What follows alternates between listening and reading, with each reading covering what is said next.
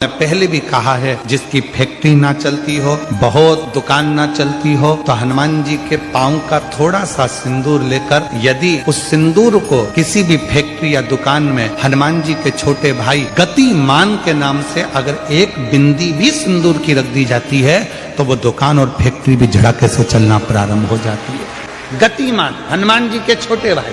क्रोध करने वाला व्यक्ति दूसरे के चक्कर में खुद को क्रोध करता है, दूसरा व्यक्ति इसका मजा लेता है और स्वयं क्रोध में गुस्से में अपना काम बिगाड़ बैठता है। दूसरा व्यक्ति इसका मजा ले रहा है।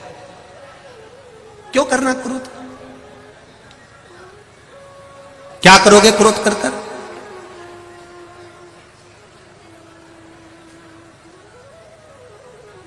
जिस समय क्रोध आए थोड़ी देर भगवान की भक्ति का रसतत्व ग्रहण करो। शिव मंदिर पहुंच गए, भगवान शंकर का गुणगान करा, स्मरण करा। कभी कभी हम हमेशा कहते रहे हैं, आज फिर कह रहे हैं, कभी मौका मिल जाए घर में अगर ज्यादा क्रोध हो रहा हो, चिड़चिड़ प्रवृत्ति हो रही हो, क्लेश ज्यादा हो रहा हो, तो एक बेलपत्र लो, इस बेलपत्र को शंकर भगवान के शिवलिंग पर चढ़ा दो, 5 जगह पर जल चढ़ाना प्रारंभ कर दो।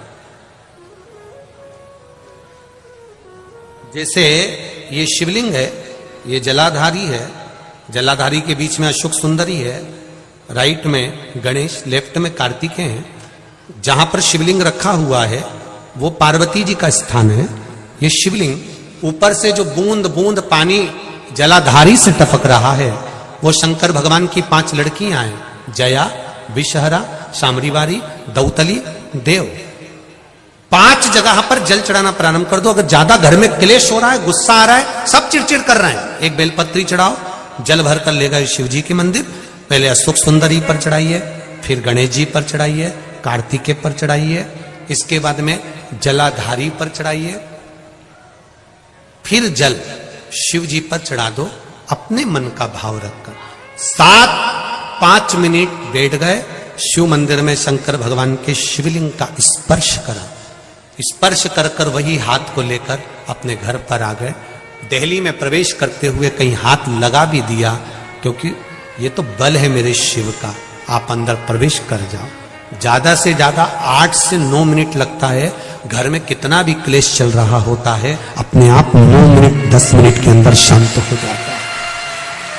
क्रोध की शांति में मेरा शिव है।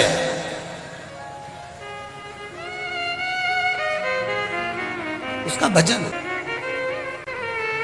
शमी का जो पत्ता होता है, ध्यान से सुनिए, रोज आप अगर शमी के पत्ते को नहीं चढ़ा सकते, महीने में 1 बार या 2 बार शमी का पत्ता शंकर के ऊपर अवश्य समर्पित करना चाहिए। क्यों?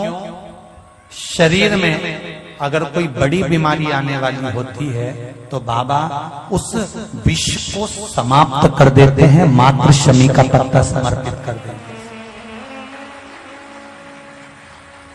भले महीने में 2 बार चढ़ाओ, हफ्ते में 1 बार चढ़ाओ, तुम्हारा मन पड़े तो हफ्ते में 2 बार चढ़ाओ। ज्यादा बीमारी है, शमी का पत्ता एक शिव जी के शिवलिंग पर, और एक पत्ता जहां से पानी बहकर नीचे गिरता है ना, जलाधारी में से शिव जी पे जल चढ़ाया। जैसे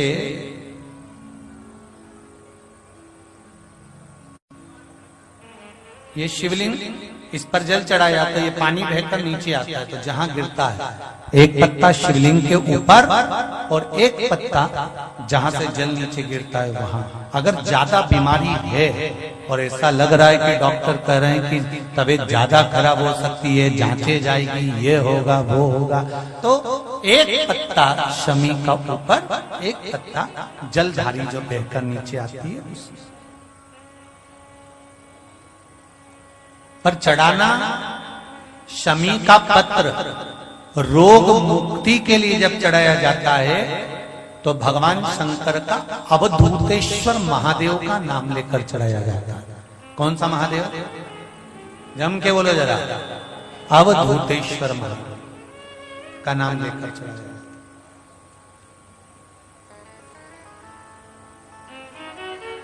एक बात आपको कही थी अभी पिछले कथाओं में, गाय के दूध का घी बनाकर उसकी एक उंगली घी की अशोक सुंदरी वाली जगह पर लगाकर, जो व्यापार नहीं चलता हो, दुकान नहीं चलती हो, अशोक सुंदरी वाली जगह पर घृत लगाकर घर के दरवाजे पर या व्यापार के द्वार पर उस उंगली को लगा देना चाहिए।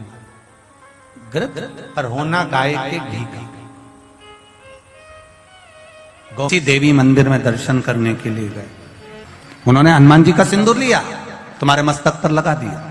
अब मस्तक पर आपने अगर सिंदूर लगाया है और हनुमान जी महाराज का या देवी जी का या भगवान का सिंदूर आपके मस्तक पर लग गया है, तो वो सिंदूर कम से कम शास्त्र कहता है 2.5 घंटे तक आपके मस्तक पर रहना चाहिए। कितने घंटे तक रहना चाहिए? जम के बोलो जरा। 2.5 घंटे तक रहना चाहिए। कारण क्या है? भगवान के चरण का अगर कोई कुंकू या सिंदूर हमारे मस्तक पर लगाया गया है, वो 2.5 घंटे तक रहे। उसके बाद उस सिंदूर को किसी नैपकिन, कपड़ा या अन्य चीज से पोंछ देते हैं। पोंछने के बाद वो गलत जगह पर टंग जाता है, लोग उसका गलत हाथ का प्रयोग कर लेते हैं। वो जितनी जगह गलत जगह जाता है उतना दोष हमको लगते चले जाता है। इसलिए उस सिंदूर का क्रम है कि कोई पुष्प है, उस पुष्प से उस सिंदूर को लगा लिया जाता है, कोई पत्ती है उससे सिंदूर को लगा लिया जाता है, उस पुष्प को। फिर विसर्जन में, अगर विसर्जन में नहीं रख सकते तो अपने घर में जो गमला होता है जिसमें पौधा लगा होता है, उस पौधे में उसको डाल दिया जाता है, जिससे वो सिंदूर उसमें मिल जाए और हमारे घर में सदा रहे। और हमने कोई टाविल, होटल में ठहरे तो होटल के टाविल से पोंछ दिया, कहीं ठहरे थे तो दीवार से पोंछ दिया, कहीं लगा दिया, उसका दोष है। यही गलती है हमारी। हम मंदिर में जाकर क्या करते हैं? हम मंदिर में जाकर करते क्या? 1 लोटा जल हम चढ़ा रहे हैं। और पहले भी कथा में कहा, तुम्हारा पूरा 1 लोटा जल शंकर जी को चढ़ना चाहिए, क्योंकि दुनिया के कई लोग कहते हैं कि हम जल चढ़ा रहे हैं, इतने दिन हो गए जल चढ़ाते, इतने दिन हो गए जल चढ़ाते, इतने दिन हो गए जल चढ़ाते, शंकर जी हमारी नहीं सुन रहा है, शिव जी हमारी नहीं सुन रहा है, पड़ोसी की सुन ली, तुम्हारी क्यों नहीं सुनी? उसका कारण यह है कि तुम्हारा 1 लोटा जल शंकर जी को नहीं चढ़ रहा है, तुम्हारी दृष्टि में अभी भी भेद है। इसलिए आप लोगों से कहा था कि ये शिवलिंग, ये जलाधारी, ये जल बहने का स्थान, जिस पे शिवलिंग रखा है वो पार्वती जी का हस्त कमल है। जहां से पानी बहता है वहां राइट में गणेश जी, लेफ्ट में कार्तिकेय जी, बीच में अशोक सुंदरी। शिवलिंग के ऊपर जो बूंद बूंद पानी टपक रहा है वह शंकर जी की 5 लड़कियां, जया, विषहरा, शामली बारी, दौतली। शिव जी का पूरा परिवार जब एक ही जगह पर है तो तुम्हें जल कहां चढ़ाना चाहिए? शंकर के शिवलिंग पर। अब तुम जल चढ़ाने जाते हो तो वहां पर भी जाकर विचार करते हो कि जल लेकर पोची लोटा भर के शंकर जी को चढ़ा दिया, फिर पास में गणेश जी बैठे थे उनको चढ़ा दिया, पार्वती जी बैठी थी उनको चढ़ा दिया, नंदी बैठा था उनको चढ़ा दिया, फिर कार्तिकेय बैठे थे उनको चढ़ा दिया। अब सियोर वाला बाबा बोला कि 1 लोटा जल सारी समस्या का हल। ईमानदारी से बोलो, शंकर को पूरा 1 लोटा चढ़ाइए कब?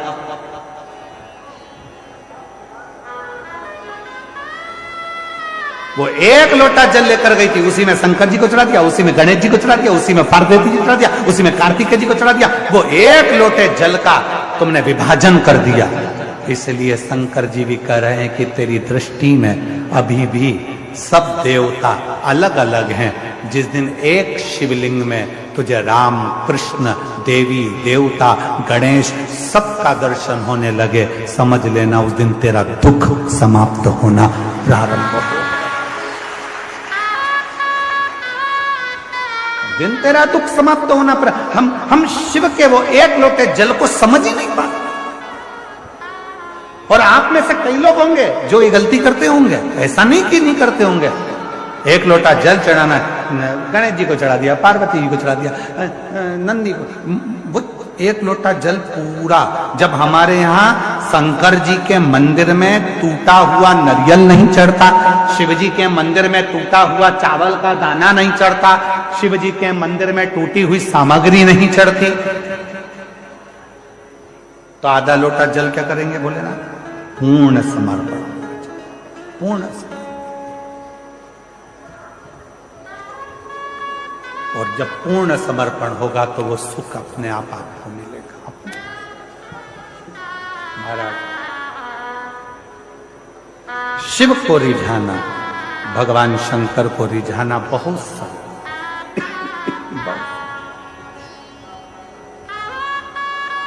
शिव को रिझाने में देरी नहीं होती। शंकर को जैसे ही जल चढ़ाया वैसे ही भोलेनाथ प्रसन्न होना प्रारंभ कर देते।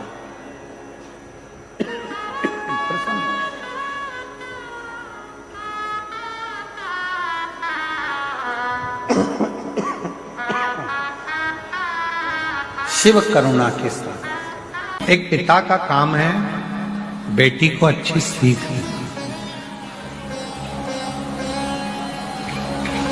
घर में थोड़ा थोड़ा विवाद चलता रहता है।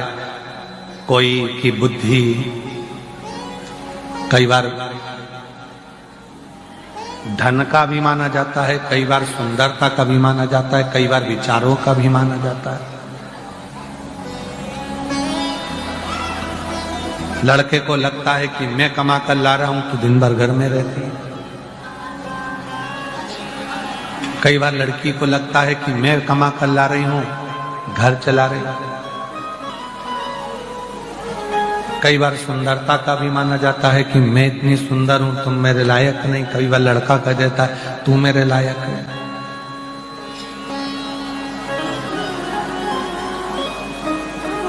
इन सभी अभिमानों से दूर हटकर यदि परिवार को सही से चलाना है तो शंकर पार्वती जी के जीवन को देखिए।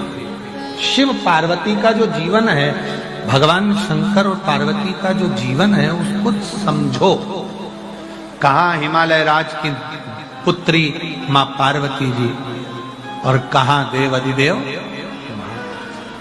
विचार करो, धन परिपूर्ण है, संपदा परिपूर्ण है, सुंदरता परिपूर्ण है, उसके बाद भी बाबा भोलेनाथ जी के साथ में परिवार को लेकर कैसे चलते हैं, ये शिव कथा बताता है। ये भगवान शंकर का चरित्र बताता है। थोड़ा सा विवाद हुआ, अदालत में पहुंच गए तलाक की बात करने के लिए। इसको श्रेष्ठता नहीं कहते। जितनी मेरी बेटियां बैठी हैं और जितने मेरे बेटे बैठे हैं, आपसे एक निवेदन है, थोड़ा परिवार में अगर दुख है, तकलीफ है, कष्ट है तो उसको समझो, साझा करो, आपस में अच्छे विचार उत्पन्न करो। पर दौड़ दौड़ के बार बार अदालत का रास्ता ना जाए। थोड़ा साझा करिए, हो सकता है थोड़ा समय लग जाएगा, थोड़ा हो जाएगा, धीरे धीरे धीरे धीरे संबंध।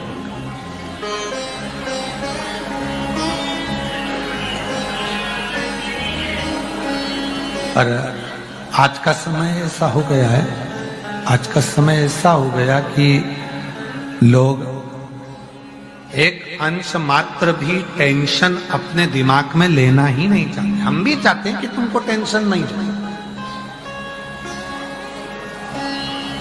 पर छोड़ देना क्या टेंशन खत्म हो जाएगा? रिश्ते खत्म कर देने से क्या टेंशन खत्म हो जाएगा? फोन पर बात नहीं करने से क्या टेंशन खत्म हो जाएगा? उसका मुख नहीं देखोगे तो क्या टेंशन खत्म हो जाएगा?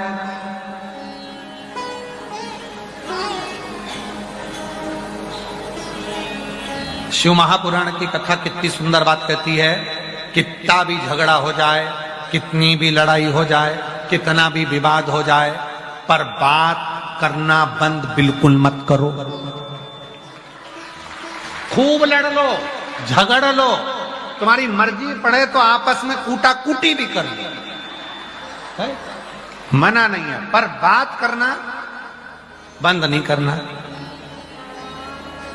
भाई से झगड़ा हो गया, प्रॉपर्टी खा गया, बहन से झगड़ा हो गया, कुछ लेकर चली गई, जमीन जायदाद हो गया, माता पिता से झगड़ा हो गया, भाई बंधु से हो गया, मित्रों से हो गया, परिवार में हो गया, पति पत्नी से हो गया, लड़ लो, झगड़ लो, खूब कूटा कूटी भी कर लो, मना नहीं। पर क्या बंद नहीं करना है? बात करना बंद नहीं करना। क्यों? कितनी भी कूटाकूटी हो जाए, कितना भी झगड़ा हो जाए, कितना भी विवाद हो जाए, अगर थोड़ी सी बात चलती रहती है तो एक ना एक दिन वो बात प्रेम उत्पन्न कर ही देती है। बस वो बात चलते रहे। तो वो एक लाइन याद रखो ना तुम तो, हो तुझसे मिलने के लिए तेरी कसम, तुझसे मिलने के लिए तेरी कसम, एक मुलाकात जरूर। बात बंद नहीं होना।